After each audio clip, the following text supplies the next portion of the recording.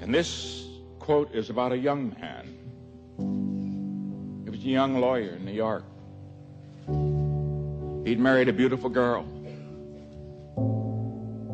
and they had a lovely daughter. And then suddenly, she died.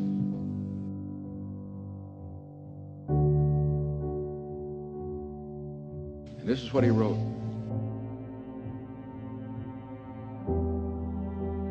This was in his diary. He said, "She was beautiful in face and form, and lovelier still in spirit. As a flower she grew, and as a fair young flower she died.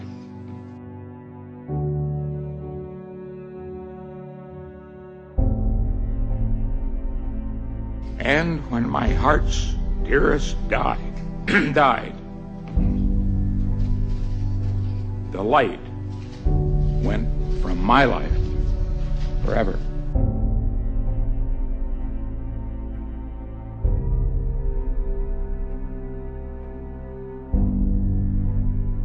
He thought the life gone from his life forever, but he went on.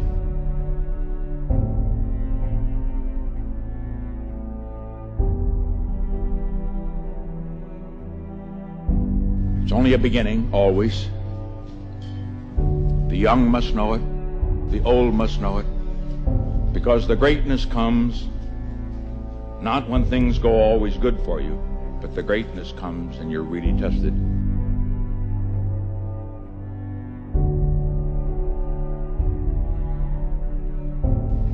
When you take some knocks, some disappointments, when sadness comes, because only if you've been in the deepest valley can you ever know how magnificent it is to be on the highest mountain.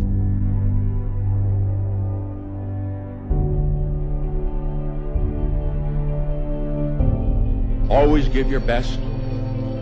Never get discouraged. Never be petty. Always remember, others may hate you. Those who hate you don't win unless you hate them. And then you destroy yourself.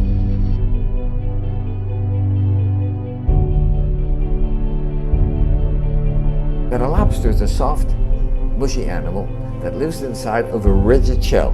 That rigid shell does not expand. As the lobster grows, that shell becomes very confining, and the lobster feels itself under pressure and uncomfortable, casts off the shell and produces a new one. Well, eventually, that shell becomes very uncomfortable as it grows, and the lobster repeats this numerous times. The stimulus for the lobster to be able to grow is that it feels uncomfortable. Now, if lobsters had doctors, they would never grow, because as soon as the lobster feels uncomfortable, goes to the doctor, gets a Valium, gets a Percocet, feels fine, never gets off its shell. So we have to realize that times of stress are also times that are signals for growth. And if we use adversity properly, we can grow through adversity.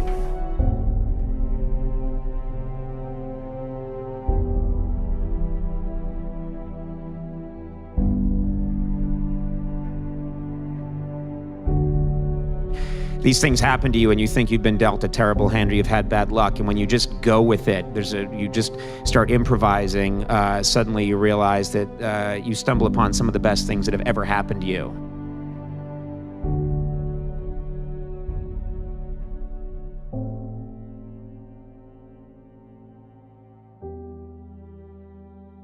He thought the life gone from his life forever, but he went on.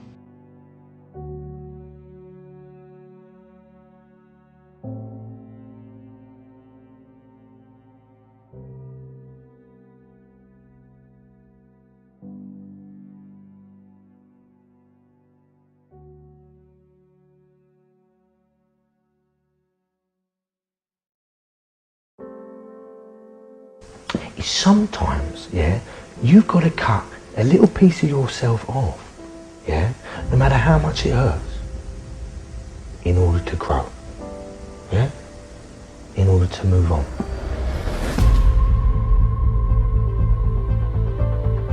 I read some words that I found extremely powerful that I've been carrying with me ever since. It is not the critic who counts,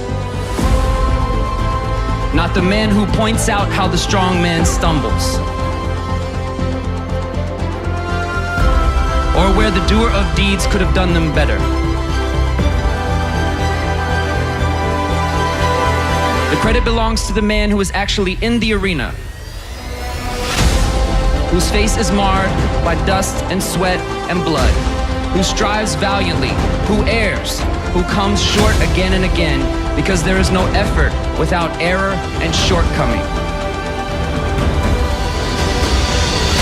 But who does always actually strive to do the deeds, who knows great enthusiasms, the great devotions, who spends himself in a worthy cause, who at the best knows in the end the triumph of high achievement, and who at the worst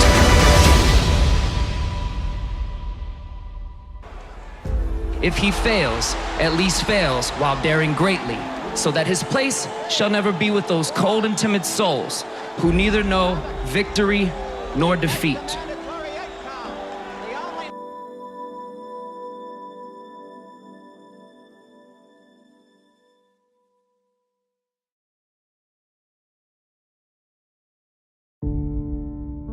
You will have good days and you'll have bad days, but you will always learn something more or something new, and you will learn more overall on bad days than good days. I'm here to say you will make mistakes along the way. You will fall down. I have, many times. Even Ali did. But what we do after that fall is how we make history, because impossible is nothing.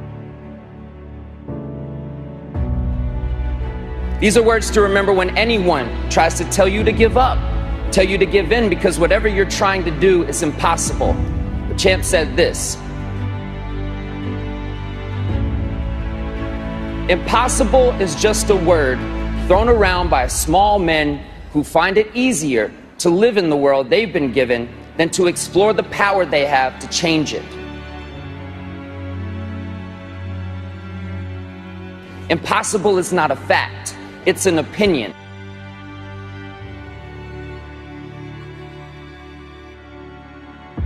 Impossible is potential. Impossible is temporary. Impossible is nothing. Muhammad always predicted from a small boy that he would be the world's heavyweight champion.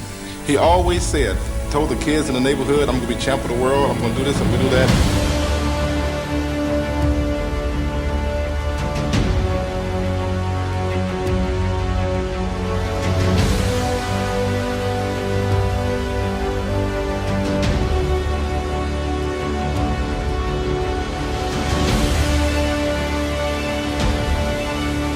Chicken Soup for the Soul was rejected by 144 publishers. 144 publishers said, we don't want to publish a collection of short stories.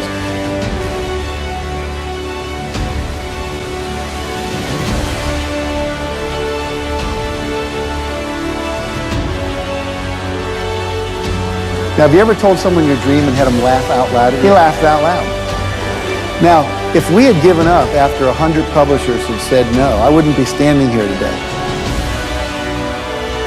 And so you've got to be willing to persevere. Because we didn't take no. See, when the world says no, you say next. I think the biggest disability that we have as human beings is unbelief.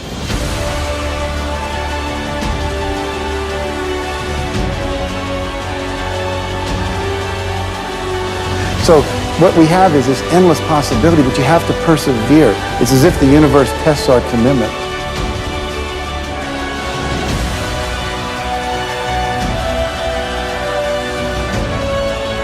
And so today we have 147 titles in print. We sold over 115 million copies. We're in 47 languages.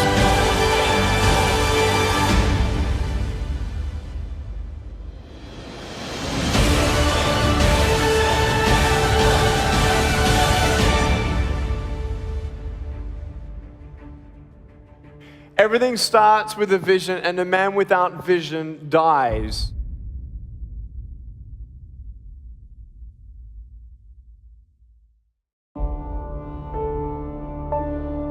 A brass bell that hangs in the center of the compound for all the students to see. All you have to do to quit is ring the bell. Ring the bell, and you no longer have to wake up at 5 o'clock. Ring the bell, and you no longer have to be in the freezing cold swims. Ring the bell, and you no longer have to do the runs, the obstacle course, the PT, and you no longer have to endure the hardships of training. All you have to do is ring the bell to get out. If you want to change the world, don't ever, ever ring the bell. I have to shut it all out. The noise, it's loud. You have to cancel out the noise and remember that it's your thoughts that matter. I'm young, I'm handsome, I'm fast, I'm pretty, and can't possibly be beat. This is my moment for me.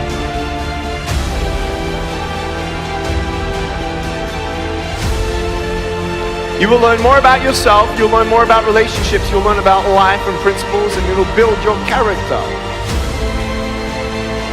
So if you're willing to decide what you want, believe it's possible, consciously envision the future, feel the feelings of what it would feel like if you had achieved this goal, you can have anything, and then you take action. I am the greatest.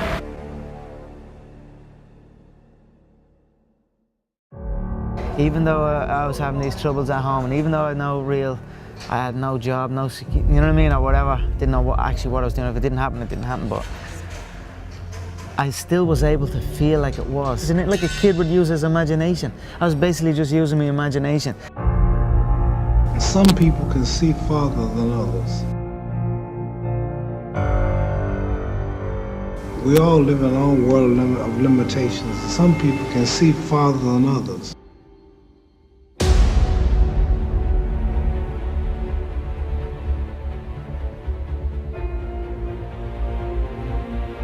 I have a big vision. I put a lot of effort, a lot of sacrifice in things I do. If I don't do it, it means I don't believe in it. In this, I believe very strong, and I will not give up until I'm top of the world. So that's the way it works. You aim for the top, you don't aim for the second. Second place is the first place among the last ones, and that's not my target. I try to do it almost every day. This is why I'm in a top level many years. Because I do it extra outside.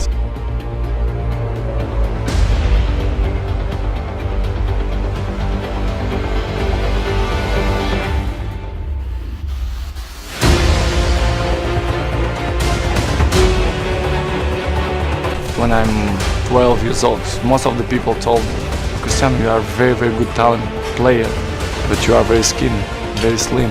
And I put it in my mind, the body we can improve. You can improve, go to gym, dedication and hard work, you can improve. So I'll improve myself. A lot of times people believe in certain things, but they keep to themselves. They don't put it out there. You truly believe in it. If you become vocal with it, you are creating that law of attraction, and it will become reality.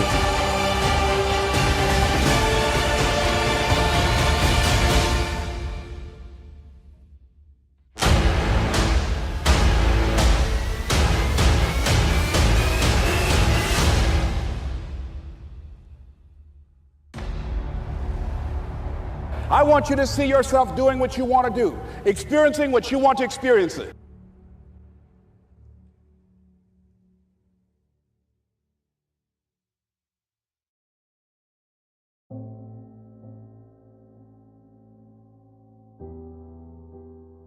Everyone's unique. You know what I mean? You take, like Bruce Lee said, you take from everyone. and you use what is useful and you discard what is not, and you add what is uniquely your own. Having what you want to have, doing what it is that gives your life some meaning and value.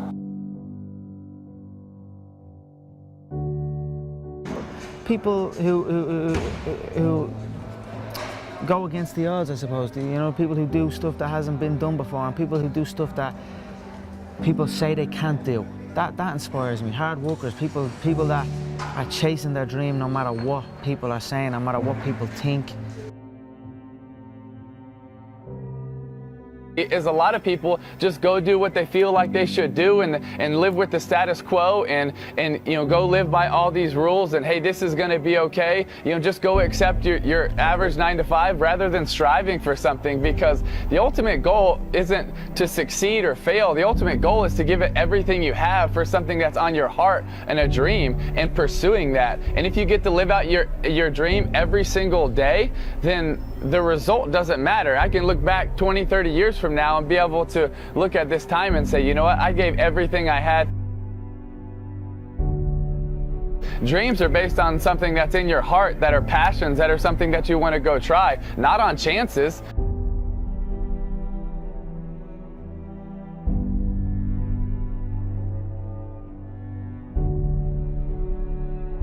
I've been on the end of many defeats in my life, and I've rose back, so I will not shy away from it. I will not make excuses for it. I will assess it and come back. If you can see it here, and you have the courage enough to speak it, it will happen. I'll never lose a fight. It's impossible. Tell him. It's impossible. Never lost a fight in your life. Ask any of my fans when was the last time they lost. I'm too fast. Champion from I'm the king. King born the champ. If you like to lose your money, be a fool and bet on Sonny. Liston will kill him. He'll kill him in the first round. He'll be Liston in 3 rounds. So Liston in about 4. Liston by 2. 2. Liston in 3. First round. 1 Liston. 1 Liston. Second round Liston. Liston in 4. Saying I'm gonna do something, putting it out there for the world to see, and then going out and doing it. There's no better feeling in the world than that, and it's as easy as that. Say what you're gonna do, and go and do it. I still envision 2 and possibly 3 belts. I'm gonna go with Eddie Alvarez in the main event. Eddie? I don't see how Conor can beat a heart like that. I think Alvarez wins. I think Eddie has all the tools to get the job done. The notorious Conor McGregor!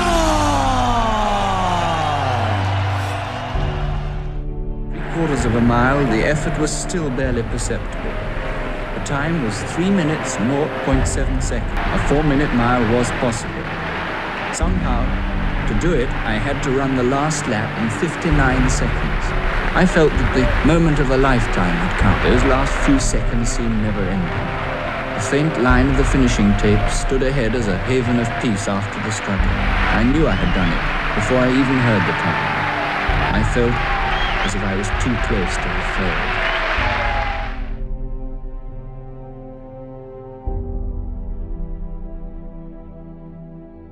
And I remember thinking, if I can get through this, it may be as hard, but it's impossible for it to be hard. And I've had a lot of hard times since. He thought the life gone from his life forever, but he went on. When you take